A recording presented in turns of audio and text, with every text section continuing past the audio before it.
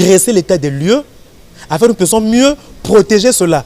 Parce qu'aujourd'hui, avec les entreprises d'exploitation forestière, il n'y a pas un contrôle, à mon avis, il n'y a pas un contrôle. Parce que je suis un homme de terrain, nous avons autant d'entreprises fictives qui exploitent nos forêts, mais à force d'exploiter les forêts, nous risquerons un jour de libérer le carbone qui est déjà stocké. Parce que quand nous libérons le carbone, nous allons contribuer à la destruction du climat. Donc, le carbone qui est déjà stocké doit être protégé. Donc on doit poser des actes qui doivent nous pousser à contribuer à la protection et l'assainissement de nos forêts aussi. Depuis que le changement climatique devient étouffant, le Congo a connu une forte augmentation de la température et plusieurs inondations sur tout le territoire national. On le sait, il est urgent d'agir pour protéger la planète.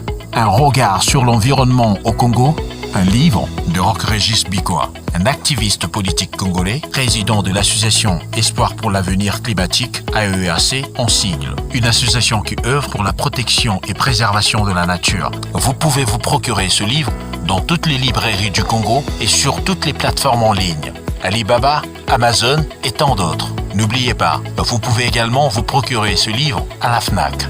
Un regard sur l'environnement au Congo, un livre publié aux éditions Congo-Brazzaville Information.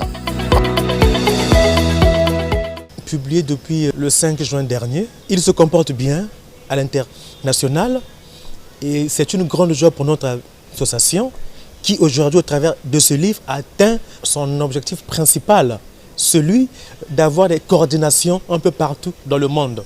Donc au jour d'aujourd'hui, Espoir pour l'avenir climatique a une coordination nationale au Maroc, en RDC, au Cameroun, au Bénin, au Mali, en Côte d'Ivoire et bientôt au Gabon et aussi au Burkina Faso.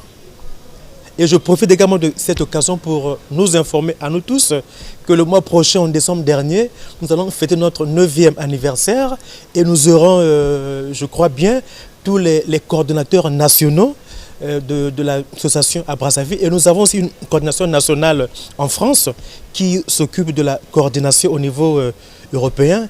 Nous avons également une coordination en Amérique du Nord.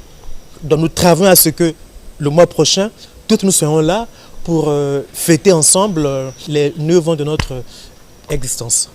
Bon, l'association aujourd'hui va publier, je crois, au mois de janvier, une bande dessinée pour les enfants. Parce qu'on a parlé de un regard sur l'environnement au Congo. C'est un ouvrage qui est assez scientifique. Voilà, donc les enfants également doivent être sensibilisés, informés. Donc c'est la raison pour laquelle on a pensé également publier en janvier, si tout va bien, une bande dessinée dans le cadre de la promotion des gestes écologiques pour faire en sorte que les enfants soient connectés à ce qui est la protection de l'environnement. Pourquoi? Parce qu'aujourd'hui, nous savons tous que la jeunesse est l'avenir de demain. Voyez-vous?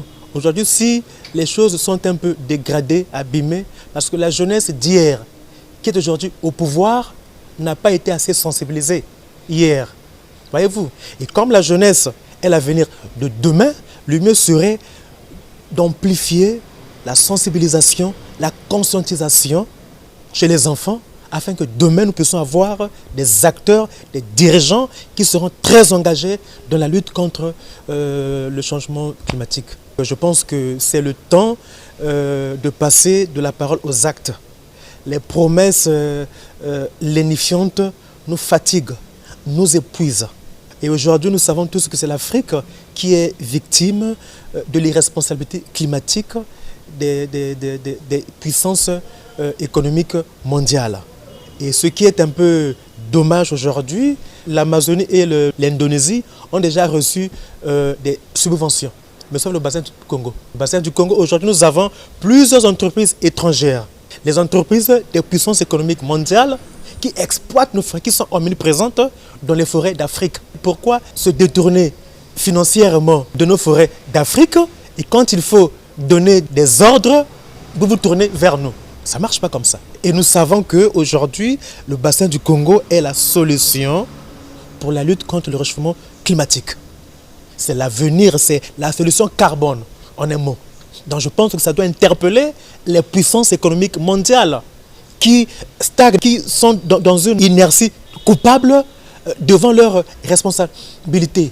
Ils ne cessent d'abîmer, ils ne cessent d'exploiter d'une manière désordonnée tout ce qui est pétrole, tout ce qui est charbon, tout ce qui est gaz. Et nous savons tous ces éléments, ce sont eux qui sont les véritables polluants dans le monde. Et ces économies sont devenues ce qu'elles sont grâce à ces éléments-là. Avec tout ce qu'elles sont, doivent s'orienter vers le bassin du Congo, qui aujourd'hui souffre. Aujourd'hui, nous avons des populations riveraines qui ont un quotidien qui ne dépend que des forêts. Voyez-vous? Mais si aujourd'hui on laisse ces populations exploiter, puisqu'ils ne vivent que